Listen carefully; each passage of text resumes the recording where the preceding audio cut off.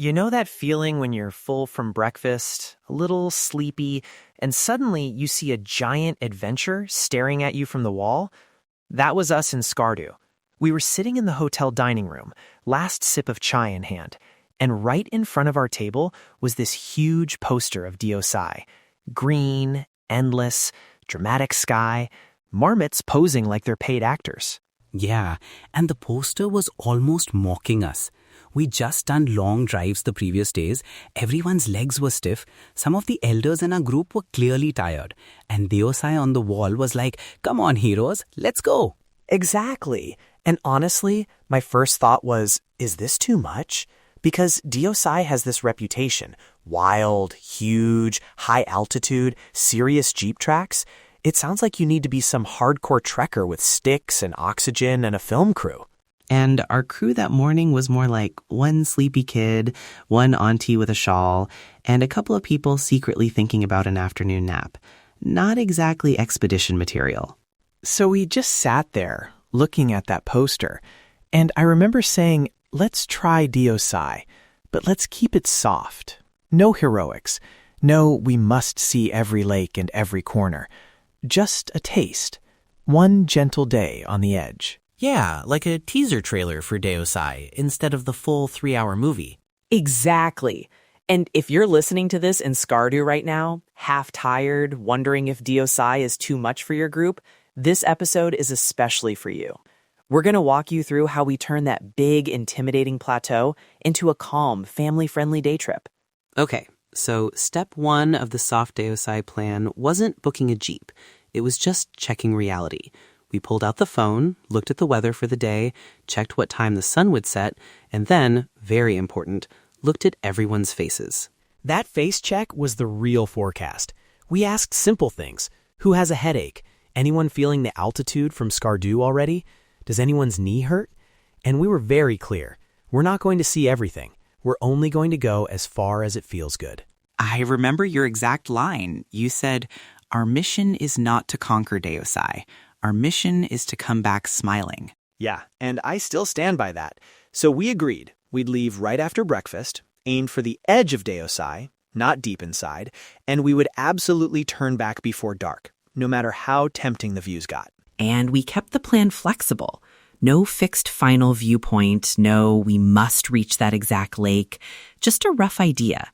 Enter the park, drive up until we reach a wide, flat area that feels comfortable, stop, walk a bit, breathe, and then head back in time to be on lower ground before the evening chill really kicks in. So we arranged a Jeep from Skardu. When you start driving out, the first part doesn't feel like some crazy expedition. You leave the town, pass through those rocky, brown slopes, typical Baltistan colors, and you slowly feel the climb. Nothing dramatic at first, just winding up, engine humming, that mix of dust and cold in the air. In the Jeep, we had one simple rule that kept everyone relaxed, and I really recommend this. The rule was, if anyone feels uncomfortable at any point, too bumpy, too fast, too dizzy, they can say it, and the driver has to slow down or stop. No shyness, no, it's okay, I'll manage. Yes, especially on some of those rough patches, because the track to Deosai can shake you like a washing machine. If you pretend you're fine, you end up arriving already exhausted. So we told the driver right at the start, we're not in a race. Easy pace, please. And slowly, the world outside the window started changing. Those tight, rocky slopes opened up. The sky began to feel bigger somehow. You start seeing patches of grass, then more. Then suddenly, it's like someone stretched the land and the sky apart. There's this moment I love. You're still in the Jeep, you go over a small rise, and then there it is. The land flattens into these rolling grasslands, small ponds shining here and there, and the horizon just runs away from you. It feels like the earth became a soft green ocean. And your brain goes, oh, that's why they call it the land of giants. Not because they're giants walking around, but because the scale is just huge. You feel small in a very peaceful way. Now, here's where the soft plan really kicked in. Instead of chasing the deepest part of Deosai, we were watching for a simple thing. A flat, obvious place right near the track where we could see far but not risk getting disoriented. No hidden dips, no steep drops, just an open, friendly patch of plateau.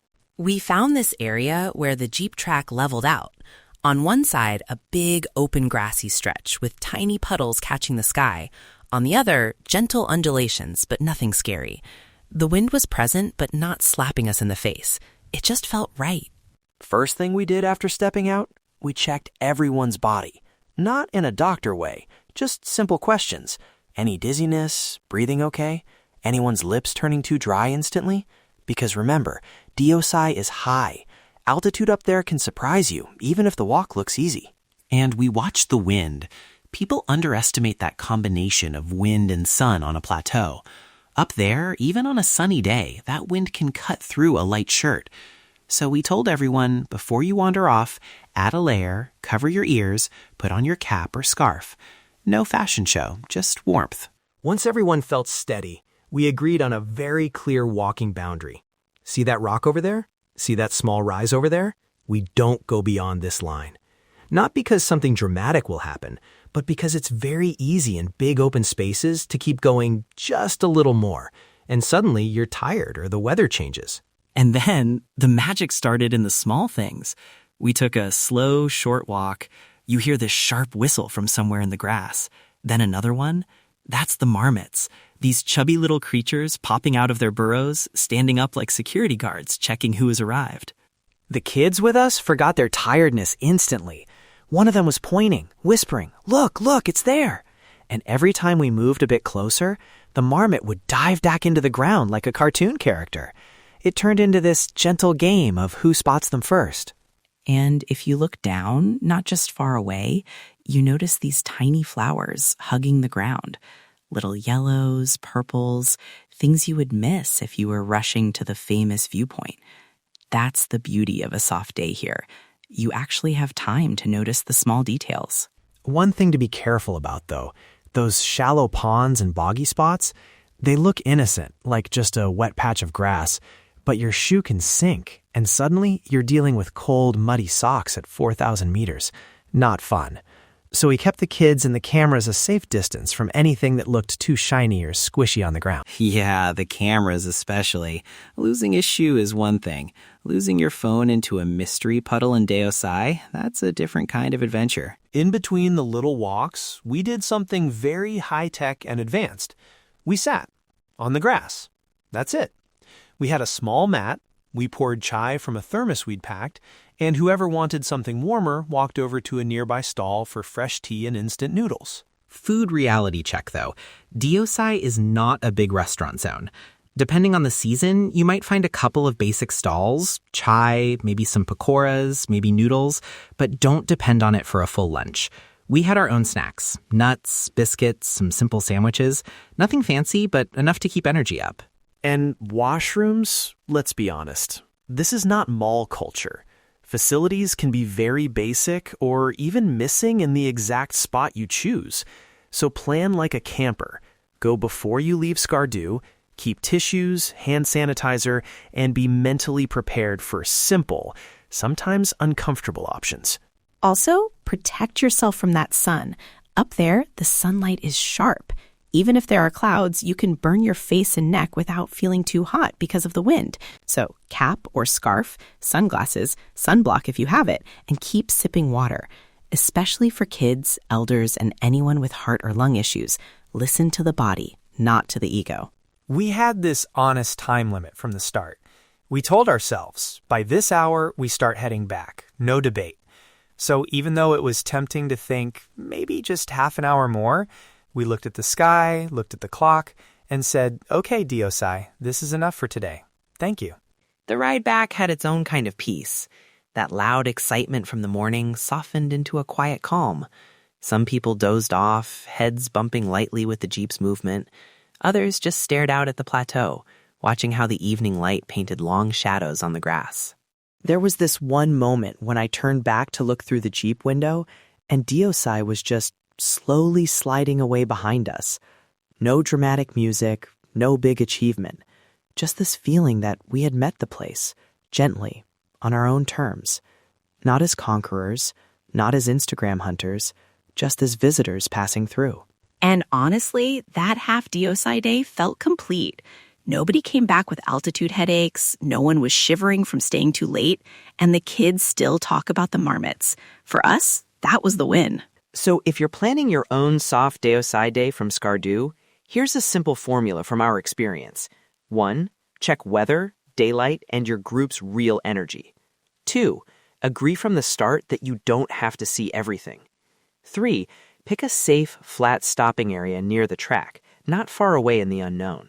4. Keep walks short and slow. Enjoy the small details, the marmots, the flowers, the clouds in the grass. 5. Respect the comfort basics. Layers, sun protection, water, simple snacks, and realistic expectations about washrooms. 6. Set a return time and actually follow it, so you're off the high plateau before dark and serious cold. And remember, Deosai will still be there next year and the year after.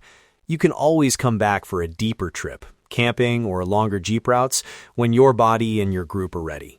There is no prize for rushing it all into one day. If you want to turn this story into an actual plan, we've put together a simple printable mini plan for a gentle Deosai day. Yeah, on our Travel Dairy website, you'll find updated notes on what to pack, soft route timing tips, and general cost ranges, without locking you into exact numbers that might change. It's all designed for beginners, families, and anyone who wants to Deosai to feel calm instead of exhausting. So after you finish listening, just head over to the Travel Dairy site, look for the Deosai Gentle Day Mini Plan, and use it as your friendly checklist before you jump into the Jeep. Whether you do a full Deosai expedition one day or just this soft-edge trip, I hope you get that same quiet moment we had, sitting in the grass, sipping chai, and feeling like the sky is just a little closer than usual. Until next time, travel softly and take care of your people.